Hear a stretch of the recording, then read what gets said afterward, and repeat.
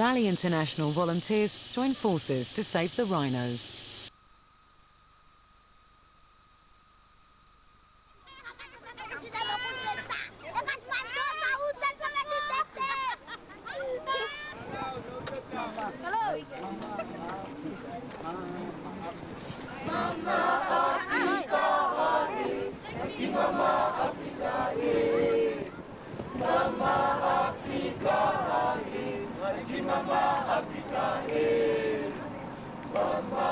Naute Game Park is situated in the south of Namibia in the Curries region. It's one of the smaller game parks in the country with an area of 23,000 hectares.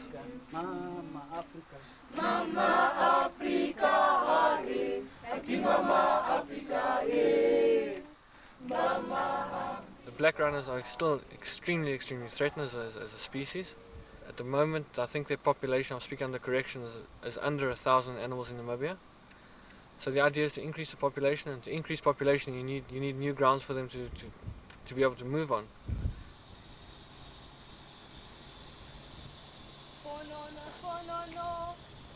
The whole concept of the reintroduction to Naute will be to see if they adapt back in the south. Records and history tell us that rhinos did occur in the area in high numbers approximately 250 years ago.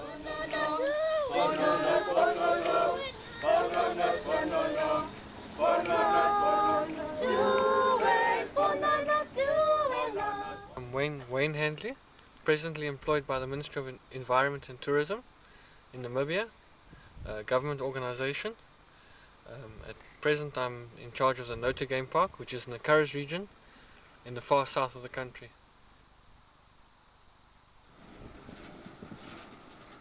The rhinos to be introduced is an old bull called Sam. He's plus minus 22 years old. He was captured in Damaraland in 1990, translocated to Hardap Game Park in the Hardap region. He's been in the park for about 13 years now. He sired a number of young from 2 dominant cows in the park. The problem has now become that his juveniles are now coming into season, and the chances of crossbreeding with his own gene pool will occur if he's left within the area. So because he's an adapted arid rhino, he'll be translocated to Naute.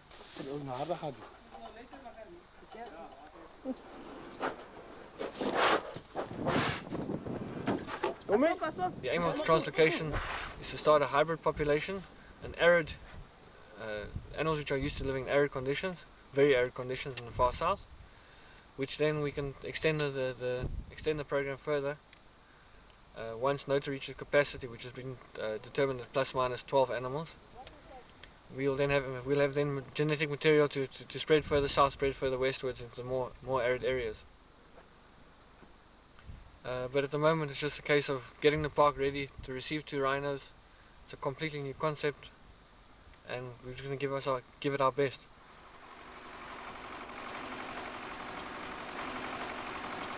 More help is going to be needed if the park is to be ready in time to receive 2 rhinos, which is where myself and a group of young people from youth development charity Raleigh International come in. We approached Wayne's boss to see if he could use a few extra pairs of hands. Due to the fact that we were in a crisis to get as much work done in as short possible as time, this was just an excellent opportunity for me to get more hands on site.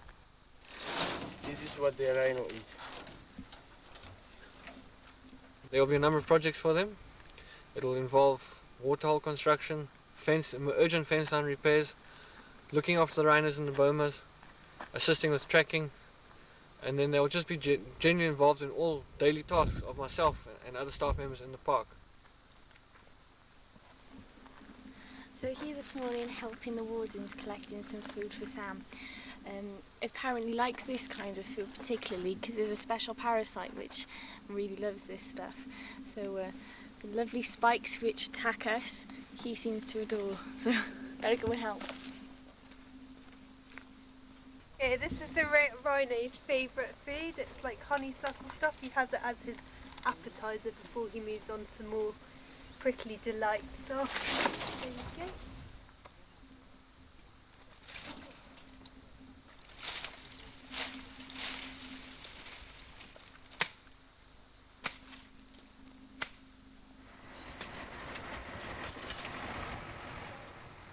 The male rhino Sam has been in the boma for 3 weeks.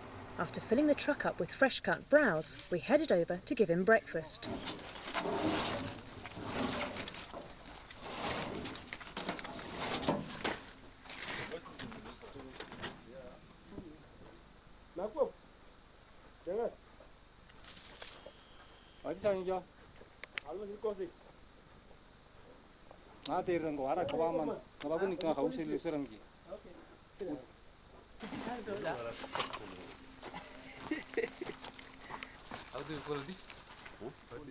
Weighing in at around 1.5 tons, Sam has a healthy appetite. He gets through 2 truckloads of these branches every day.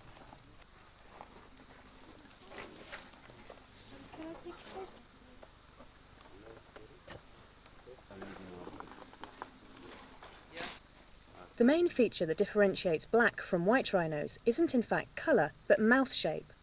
The white has a wide, flat lip, suited to grazing, whereas the black rhino has a pointed, narrow lip for eating from trees and bushes. John, wag net 'n bietjie voor jy begin toemaak. Is daai deur heel los? Het jy die tou ook af?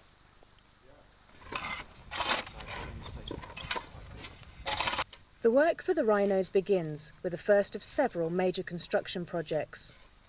We're trying to make a permanent water hole for the rhino, which involves a constant supply of water, which can be provided by the windmill over there. It's going to pump water through to the watering hole here.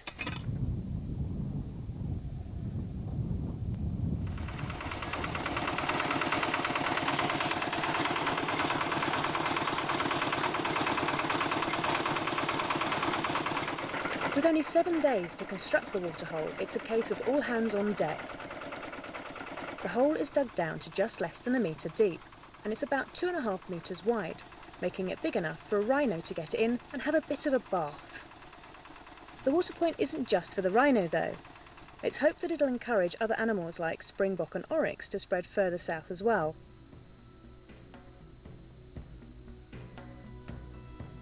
It's crucial to get the foundations well laid, and for this, Wayne brought in a master plasterer to lend his expertise to some of the finer details of the cement work.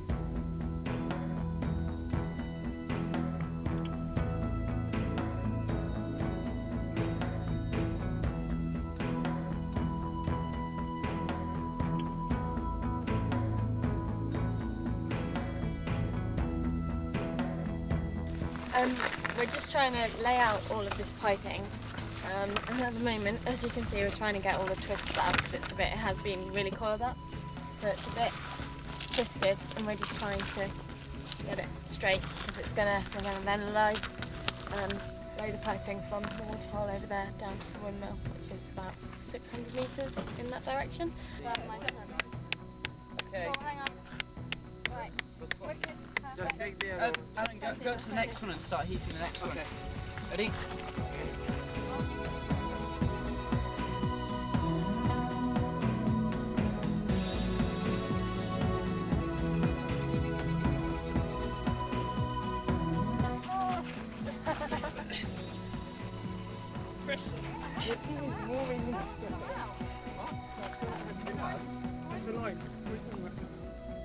Because that one was already pushed in down there, This one was pushed in. Oh yeah, sorry.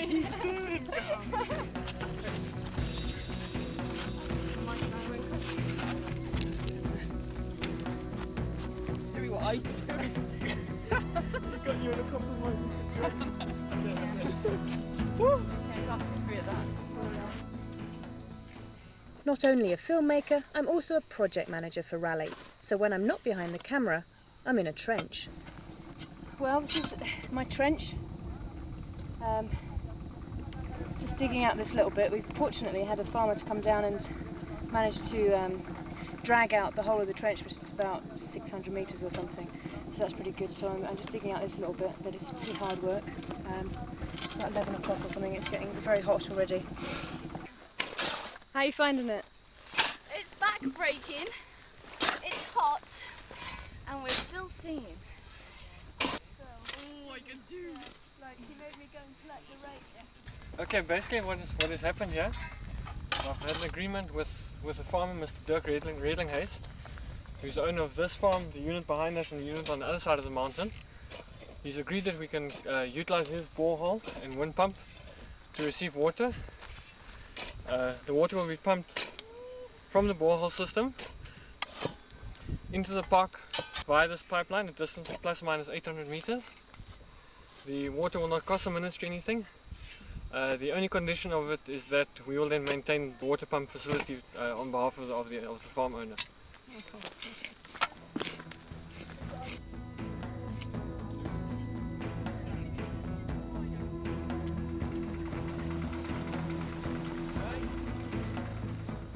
And it started yesterday morning, actually doing all the cementing, and now a day and 3-4 hours later, it's all finished. We've just got to let it dry.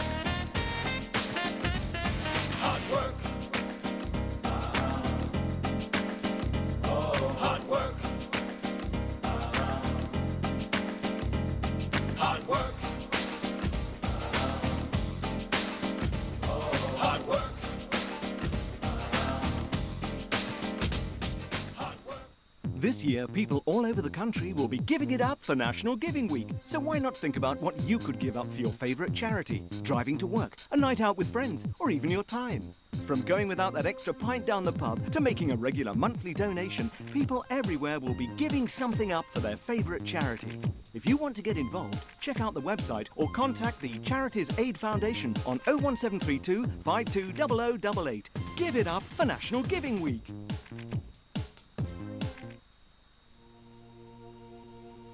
Rose is just like any other child. That's because she has to walk for hours every day just to find safe water. Her old friends keep dying of illnesses like diarrhea and cholera. Last year, Rosa's mother passed away. Now Rosa goes to sleep alone each night. Throughout the developing world, millions of children like Rosa live without clean water, nourishing food and medicine.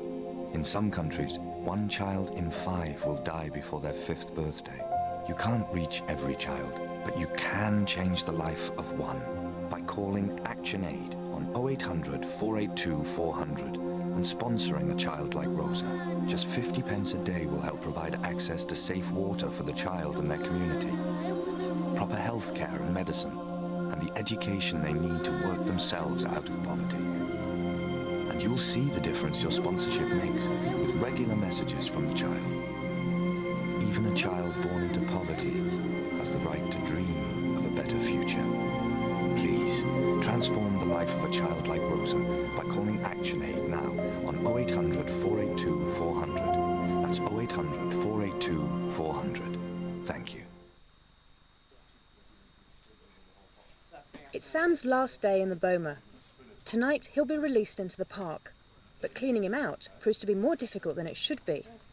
He's taken a dislike to the doors and does not want us shutting him in. Kom ze. Kom ze.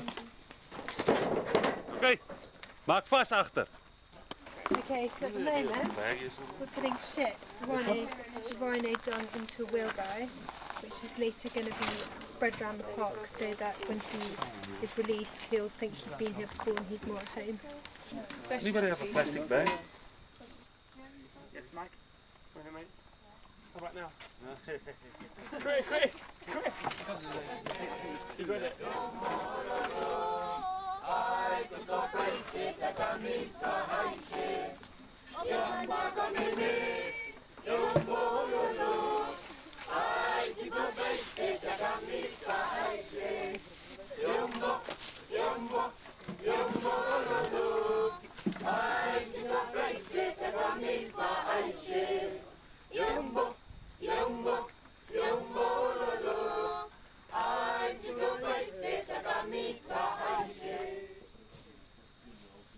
What we are trying to do now is to attract the rhino from his manure to the lake, sort of not going back to the people down there.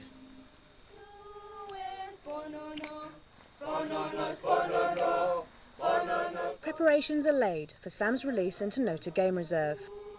Tonight, we're moving our camp over 20 kilometres away from the boma to ensure we're well out of harm's way. The doors will be opened shortly after dark, and Sam will run free. The translocation project to move rhinos into Naute is of international importance. Rhino coordinator Pierre Duprice is on hand the next day to check on Sam's progress. I'm in charge of all the rhino in Namibia, and this is one of the introduction programs. It's a pilot project.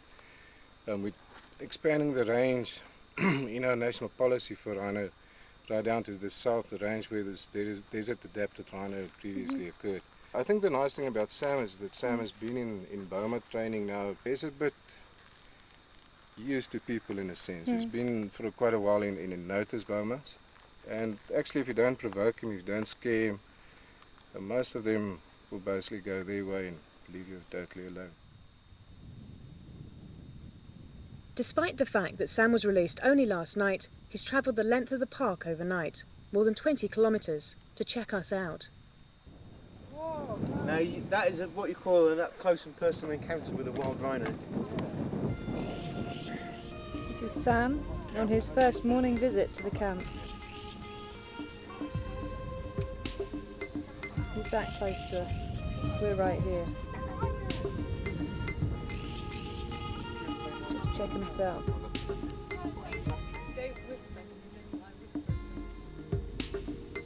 Unbelievably close. He's about 100 metres away from us. Not sure if he's picking up our scent, because the wind's blowing across from east to west, rather than from behind us from the south.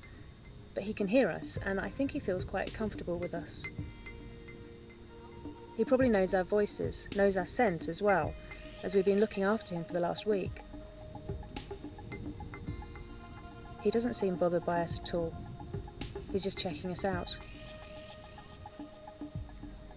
Wayne and Pierre did say he'd probably check out the whole length of the park on the day he's released, and we're here at the southernmost tip. He may already have been right up to the north. Probably just pacing all over the park, about 26 square kilometres.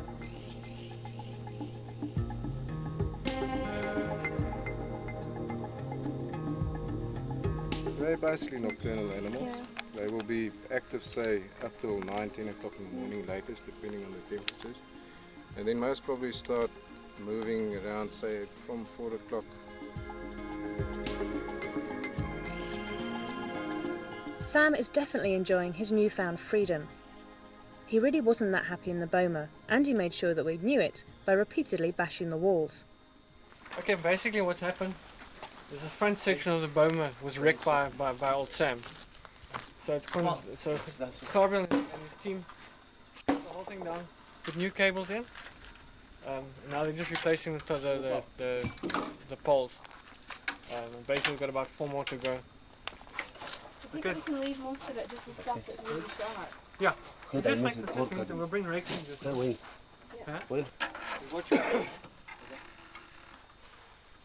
The second cow will come out of the far western areas of Etosha Pans, out of a special and protected game camp in Etosha Pans. Also an arid adapted rhino of ± 6 years old.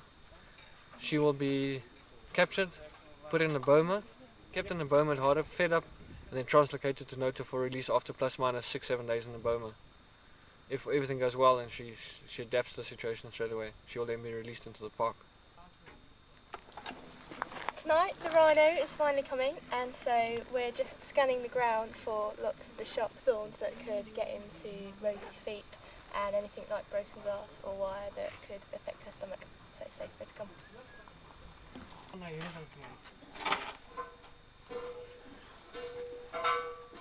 Unfortunately, black rhino are not social animals, so the chances of them meeting by accident within the first couple of months, it will be purely by accident. It does not occur in nature. The only time their paths should cross is during their mating, when the cow is in season.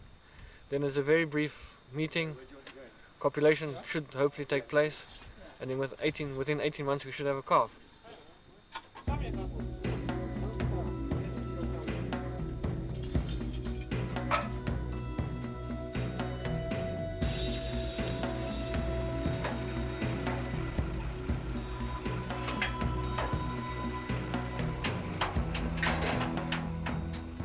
After more than a 20-hour journey from Etosha Game Park, the rhino translocation team make it to Naute at just gone midnight with the female rhino, Rosie.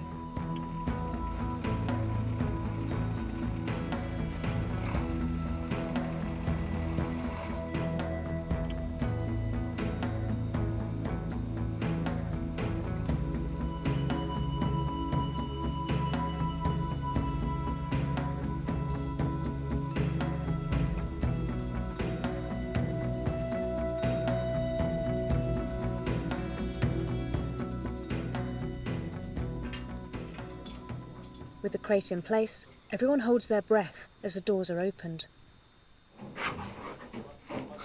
Now all waving rags. Like a Spanish bullfight. Rosie, come on.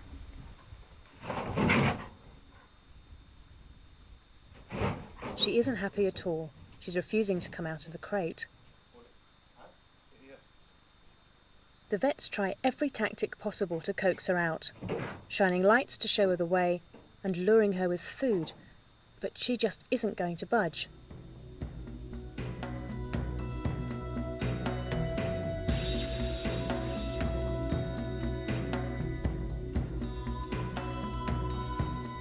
In the end, the vets decide to camp next to the boma for the night and leave her to come out of her own accord.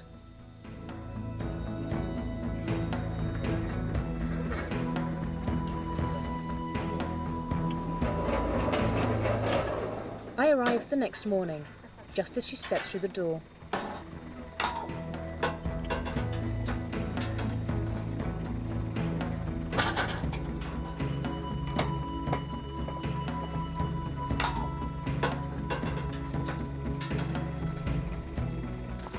How are you feeling, Wayne? Been a long night. That was easy, we just slept right through it, through all the noise, although I didn't sleep much. Then this morning she was still lying fast asleep in the crate. So the doctor decided to use drugs to get her out. So he just put her under for a couple of seconds, and then she just woke up, and then he re-induced her, and she came back, and we pushed her into the cage. So everything, all's happy, all's well that end starts well. Or I hope so. If she at least survives 36 hours, then we know she's alive and kicking.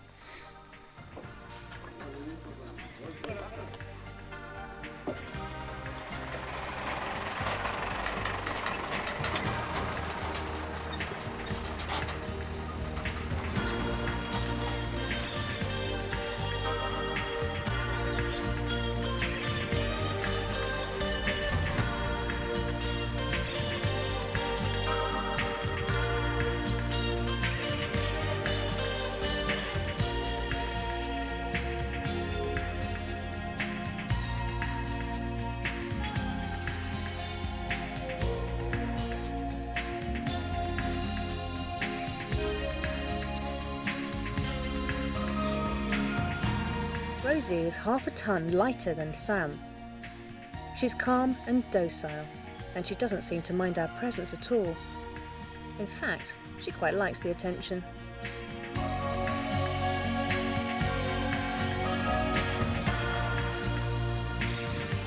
Rhinos have remarkably poor vision. They're only able to see about 50 metres, but they make up for it with acute hearing and sense of smell. Her ears are constantly twitching to the new sounds that are going on all around her. But she doesn't let it faze her.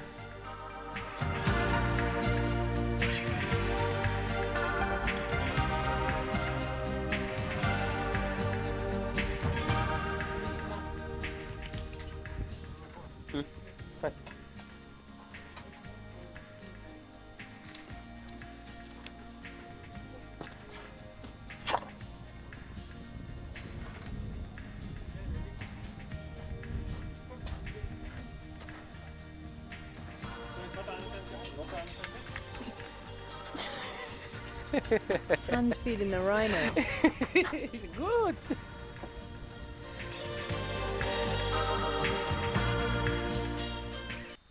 Hi, I'm Michelle Yeoh, and I'm at the Singapore Zoo today. This is Gambia, our 9-year-old Asian elephant. Look at her, isn't she absolutely wonderful? She's so huggable. Elephants are very much like us. They laugh, they cry, they play, and they have long memories. They can also live up to 70 years. But the destruction of their natural habitat across Asia has made this impossible. Gambia was orphaned in the Malaysian jungles at the age of 5. Sadly, her parents were never found. Thanks to the efforts of the Singapore Zoo, Gambia may still reach the ripe old age of 70. But some 50,000 Asian elephants still left in the wild may not be as lucky. Their right to live the course of their natural lives depends on our abilities to save the jungles. So help us help them live as long as we do. Yes, you. We're talking about you.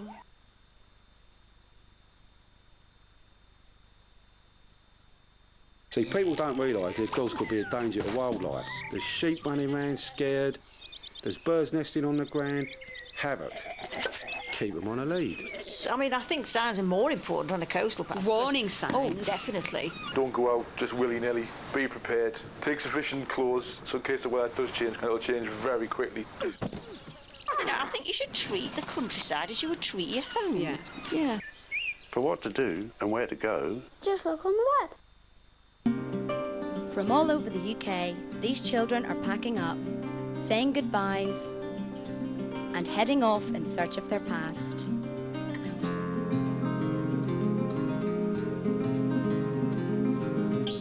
They're going back to their roots. We're in China. We're in Manila. I'm feeling very excited and nervous at the same time. We're just going to my granny's house. They'll be discovering what it would be like to grow up in a culture very different to their own. Coming to Lviv will change me a tiny bit in awareness of what I'm doing and how lucky I am. Rooted. Fridays at 7 a.m. and 7 p.m. only on Community Channel.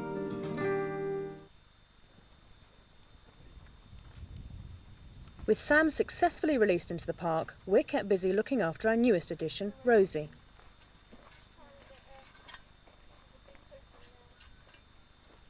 At the moment, the rhinos have everything they need, but ensuring their well-being is an ongoing process, and worryingly, the future does look quite bleak. No form of budgeting was done for the project, so all materials we need will come from normal day-to-day budget expenditure.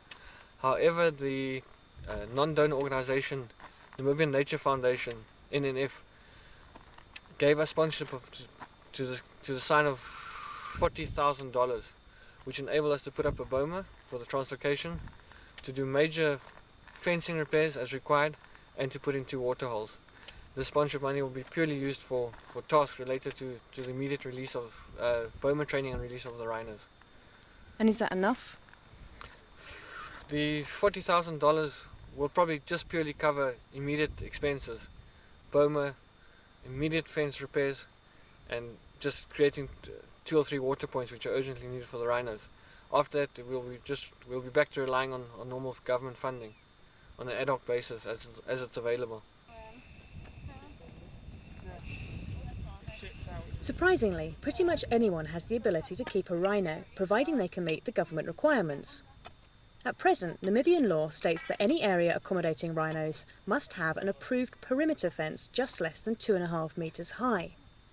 Creating an enclosure with fences like that is a costly business though for a small farmer, so the government is struggling to find private custodians. With Namibia's game reserves reaching their full capacity, new areas have got to be found, and now all hopes are pinned on Naute. However, there is a risk element. Naute's fences are only just over 1 metre high. This whole concept of the reintroduction to Naute will be firstly to see if they adapt back in the south, and secondly to see if they can be maintained within a jackal-proof low fenced area. If it is a success, then an application will be made to our ministers to amend the rules.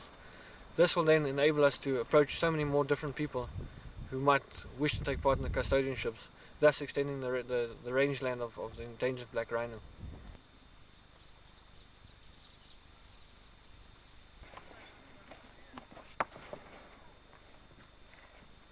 This is our fence. It's about 250 metres long, the bit that we've done, stretching down into the dam, basically trying to stop the rhino from going near the kiosk in the road. So we've cornered a bit off to keep them safer over here, and so this is our rhino fence, and we pack rocks along the bottom to stop the jackals digging underneath, and these wires along the top stop the jackals climbing up and over it. With one rhino already released into the park and Rosie all set to join him, it's a race against time to finish the fences. And once they're done, it's straight on to the next job, rhino tracking. Yeah, 4:30 now. Damn. We've got to be tracking rhinos in half an hour. Is this hot? No. Okay, hoping you can see me in this half light here. This is us waking up at 4 AM to go tracking the rhino. It's about 4:30 now and we're still trying to get the kettle boiled. I have to start the fire up, trying to get the kettle boiled and get some porridge going before we go out. Going out for about, however long it takes, 6 hours or whatever, to walk around. We're going out before dark so that we can get to the point where she lives by first light. Yeah, I'm running Get the slightly flow going. behind time. But the kettle's not too far from that. Last night, after we'd gone to bed, Rosie was released into the park. Now, our daily task is to monitor both her and Sam to make sure they're healthy and that they're managing to find food and water. We're off. Here we go again. Tracking the rhino. The sun is just about coming up. We've just about got enough light to see prints. And we're just trying to pick her up near where we think she might have been drinking at the dam last night. Looking out for any tracks, using Daniel's expert eye to spot them because they're quite difficult to see. And yeah, we're often looking at the ground where he's pointing at a print and thinking, is that a print? And then the longer you look, the more you start to see the amazing eyes of the trackers, looking for all sorts of little things like a bit of disturbed ground or places where she might have eaten as well. Yeah, starting to get a good eye for it now. Starting to become an expert tracker. I think by the end of this I'll be able to track anything. Hope so.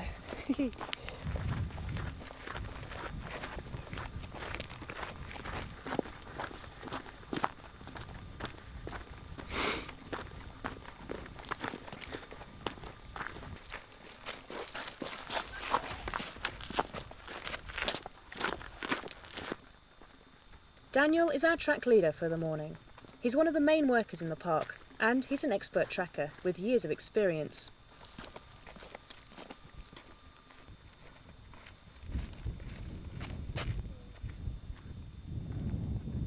The rhinos may well have covered the same areas of the park several times by now, so there's an art to spotting the newest tracks.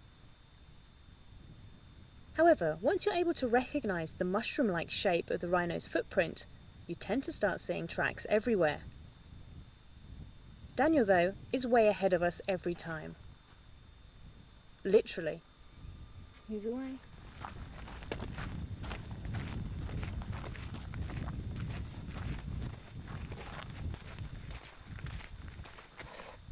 Finally, we find fresh tracks that the rhino has left today. Daniel marks out the direction for us to follow. He's leading us into the dry riverbed of the Lurven River, where vegetation is rich, an area known locally as the jungle. Here we are in the deepest jungles of Naute Game Reserve. We don't know what we might find out here. There could be leopards, there could be all sorts of wild cats, and hopefully somewhere in there there's a rhino.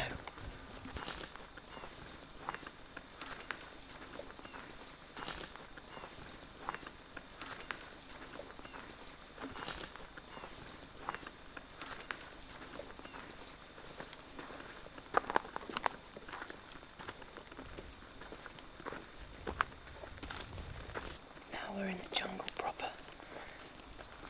Daniel's told us to be very quiet as we move, in case we disturb her when she sleeps.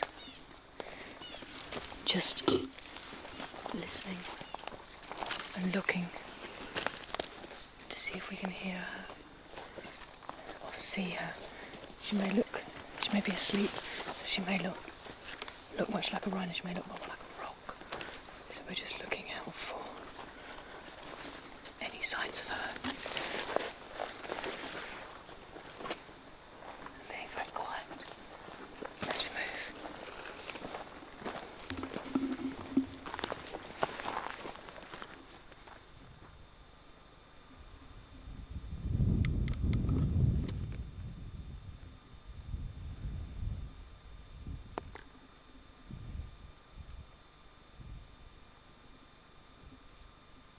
That is why she passed here. She passed just. Now I feel that she went up to the dam where she can get some water. Now here she's just moving.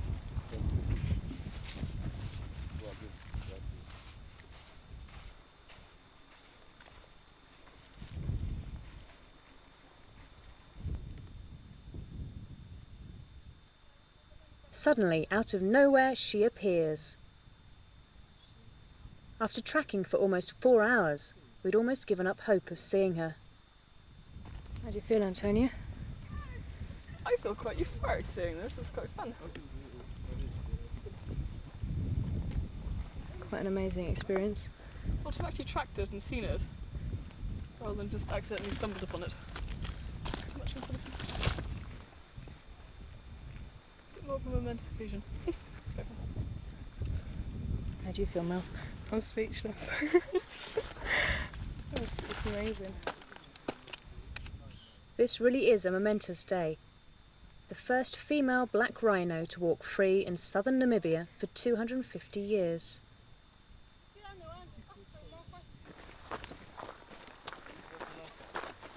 Let us go to live high in peace to eat more. Good idea. Yeah, now she's right. She's there. Now she feels the smell. That is why she's not happy.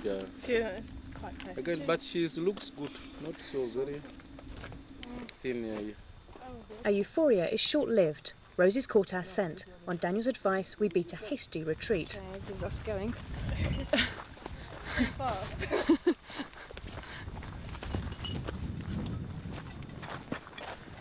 Rosie the rhino is right with us, trailing us all the way, and we're moving fairly fast out of her way because she can smell me and she's looking at me right now.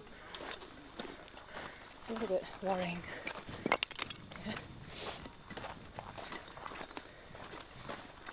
Okay, I'm going to turn the camera off and move faster.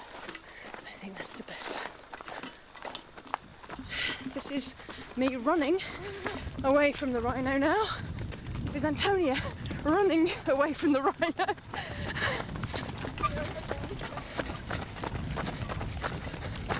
Okay, we're very calm. Basically, the rhino is not far behind us. We're just trying to get across the other side of the river so that we can get downwind of her. I've got to run again.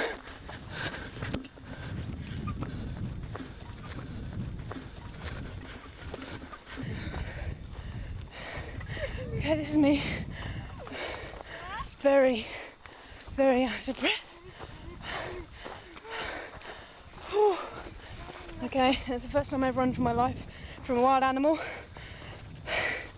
We've basically got the other side of the wind so that she can't smell us. And her eyesight's pretty bad, so she can't see us. We're hoping that she's not going to chase us now. I can't even see her actually at the moment. Wow. Which is a good thing. No, it's not. It's a good thing we can't see her. If we saw a flash of grey running at us now, then we'd worry. Okay. Oh my god, there she is. Where is she?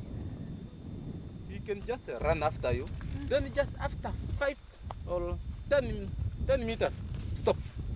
See if you are running away. If you are running away, follow you up. If you stand, then he stands. No, if you stand and feel a smell, then you run away. Oh my god. If you run away, then he will be after you. Running after you. She's looking for water. I don't know whether she gets some water there. 2002-2003 rainfall has been non-existent. So it's reflected throughout the country. And we are now approaching the end of our rain season. The chances of rain falling now are basically down to 0. We may receive a little bit of winter rainfall, but that doesn't stimulate your browse or your grasses. So if we can get the rhinos through this year to the next rain season, which will hopefully fall November, December, without any loss of condition, then I think we'll be able to handle any form of drought in the future. You care about the world's poorest children. You want to make a difference. Well, seeing is believing. Yes, when you sponsor a child, it's over a long period, so you can, over the years, see the real difference to that community. There was no toilet in Shiamala's house, and she had no local supply of drinking water. Yes, I mean, we take those sort of things for granted, but to have water available is just an absolutely essential element of life. With Plan's support, Shiamala's family now have a clean water supply all year round. Children all over the world are in need of your help. Call Plan now on 0800 29 88 111 and sponsor a child for £15 a month. I'm not quite sure whether or not she would, without Plan, have ever got to school. You'll see the difference you can make to their lives. It's benefiting the whole community, not just that one child. That's 0800 29 88 111.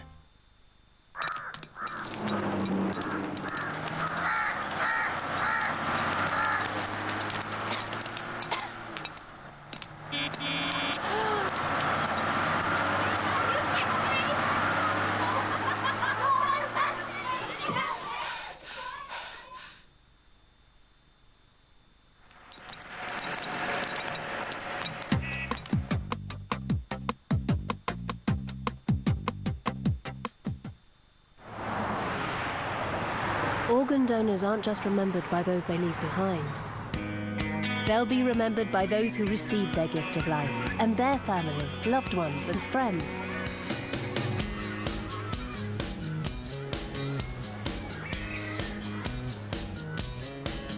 To register your wishes to be an organ donor, visit uktransplant.org.uk or call 0845 60 60 400. Our council didn't have a history of having flowers. Mobilisation. Go on, get cracking. Motivation. They threw the gauntlet down and we said, well, in that case, we'll just do it ourselves. And lots of hard work. Breathing life back into the community.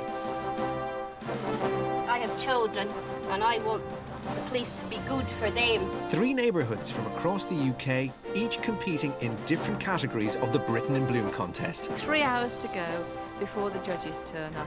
They're not letting anything slip. Hope to see evidence of recycling, of nature conservation. Community Channel returns with another look at how Britain in Bloom transforms communities across the nation. Britain in Bloom, coming soon, only on Community Channel. It's our 4th day of tracking the rhinos that are now both roaming free in the park. Not only are we getting used to walking for miles, we're also finding it easier to spot the tracks. Okay, it's 6 a.m. and we're out tracking Sam the rhino. I think we've already found the spoor showing where he went to drink last night, so we're on the trail, hot on this trail, and hopefully we'll find him not too far away, because I'm really not up for walking 30 kilometres this morning.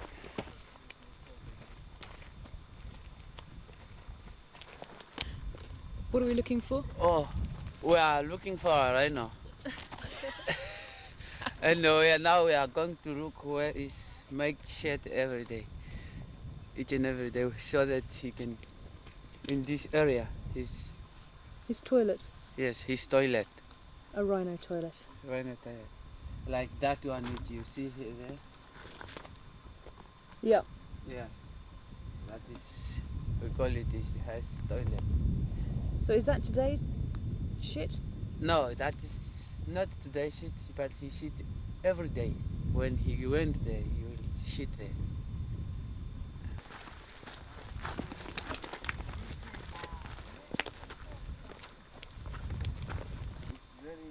It was at this point we saw him the last time, running away.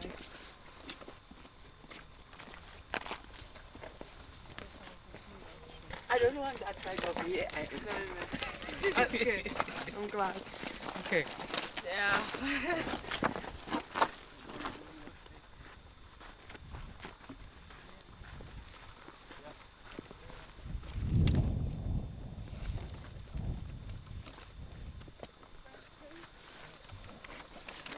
Very technical operation.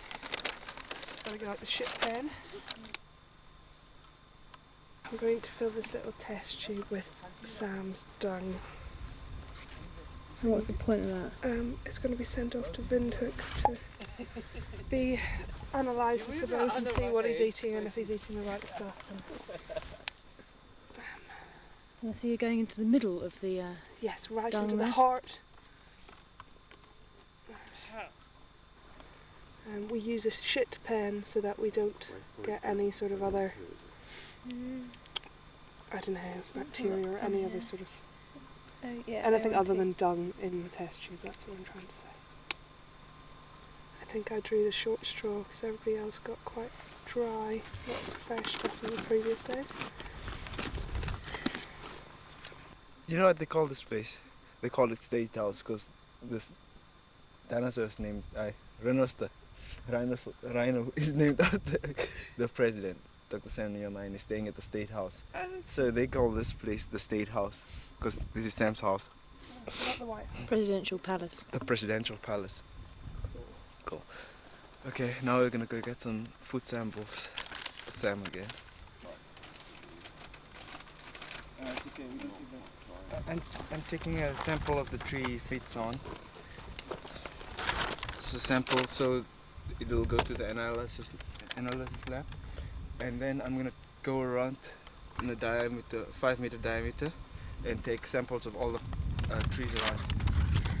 So as you see, most of the trees most of the stuff around here are shrubs. So I'm just gonna take this, the tree he ate from, and the other two trees he ate from, and that one, which he doesn't eat from.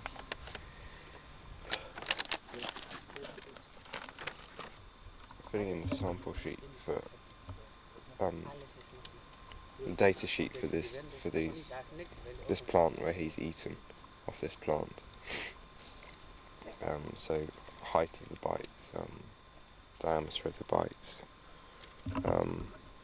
height of the tree, number of plants within 5 meters, and then we put the samples into brown paper bags to mark it up.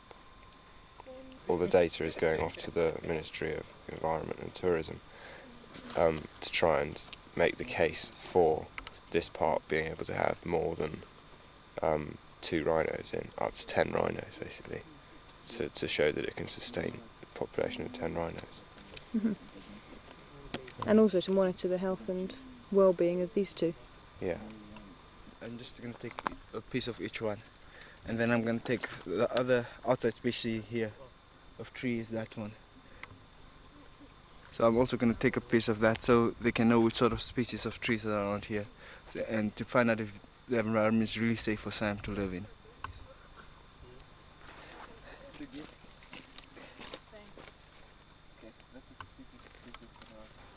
We're just measuring the diameter of the bites of the rhino, where the rhino ate.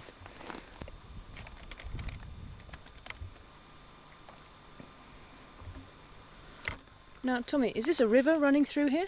No, that is not a river running through here. That is a piece of the rhino. Okay, Harry. A piece of the rhino. Piece of the rhino. Piece of the rhino. Yes. 3 meters. That's more water than there is in the whole park. No, now we have 2 dams. Naute Dam and Sam Dam.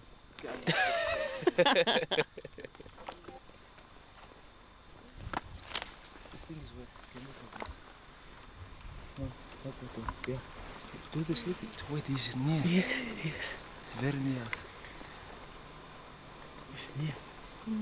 You can see. It's near. It's not so far.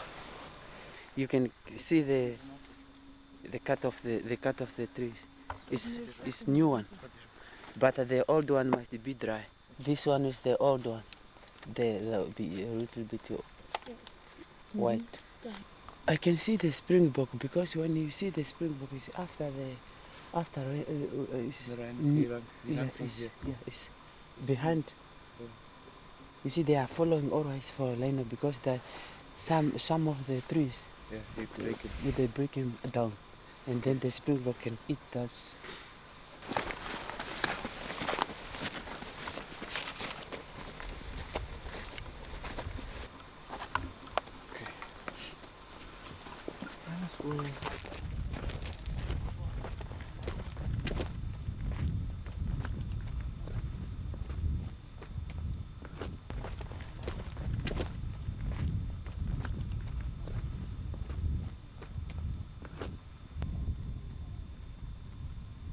Can we go up to those bushes? Yes, because it's in there. You will try to come and find it. We've seen that there's springbok in the area, which means they've been eating worse than Rhino's been eating. But we're upwind of him at the moment, so he can't smell us, which means if we start with him, he might charge. So we have to get downwind so our scent will blow towards him. And apparently he looks at us and we smile and everything's going to be okay. Apparently. So we're moving around here.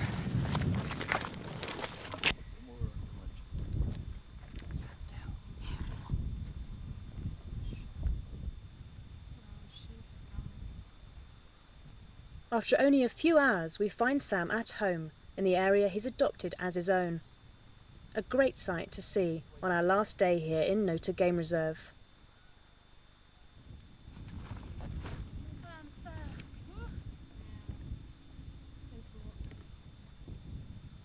Just as we were packing up camp to leave though, Tommy and Daniel took us completely by surprise. They presented us with a handcrafted rhino made by Tommy himself. And a memento of an incredible 3 months that none of us will ever forget. The black rhinos are still extremely threatened as a species. To make a success of this whole project, Naute will have to receive more funding from government sources or NGO sources as available. The success of future rhinos coming into the park will depend on what happens with the next six months to a year. All being well, we'll make a success of these 2 guys, and then they'll obviously attract different attention from different fields.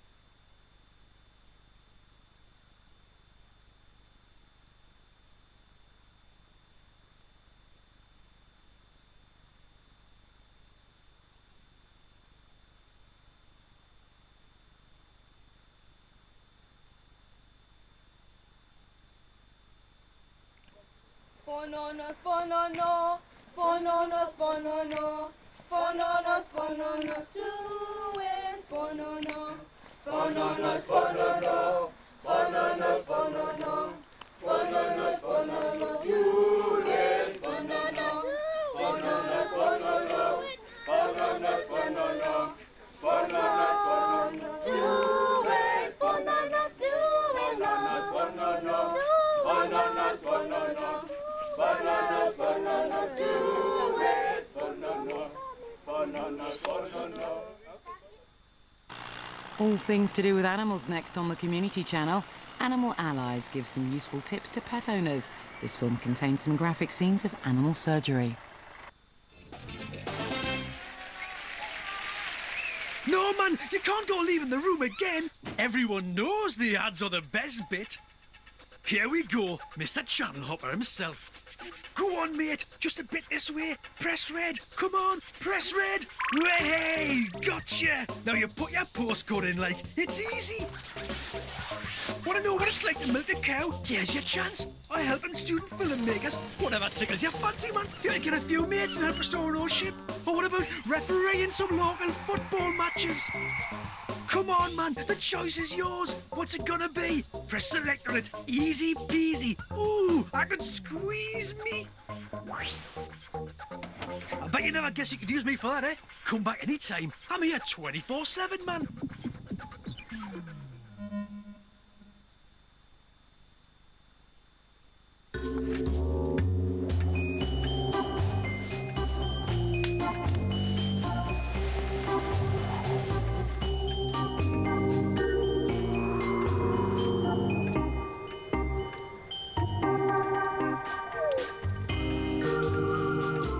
For more practical ideas on how to save energy and money, call 0800 512 012. It doesn't take much energy to save energy. Look, if you put stuff in a wheelbarrow, then put it in a bin for recycling, the council will collect it, then they can make it into compost, which changes big gardens and parks, football pitches, and throw weird monsters like that one, or golf courses, which is good for people who hit the small balls. On the other hand, stick your cuttings in your own compost bin, get in there, and you can grow poppies, pansies, peonies, and all the other pea flowers in the world. Or that carrot. Recycle. The possibilities are endless.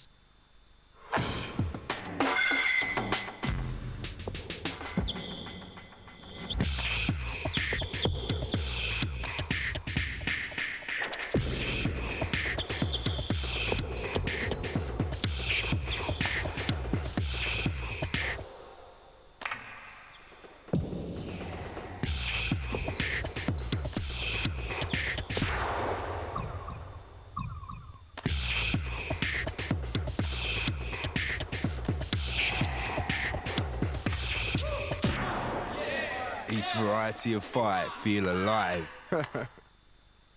An old lady's dogs giving up half an hour to exercise a draftsman. A class of 7-year-olds giving up an afternoon to let a stockbroker play. A hospital vegetable garden giving up a day to help an accountant unwind. A group of blind children giving up a morning to make a homeless person feel needed.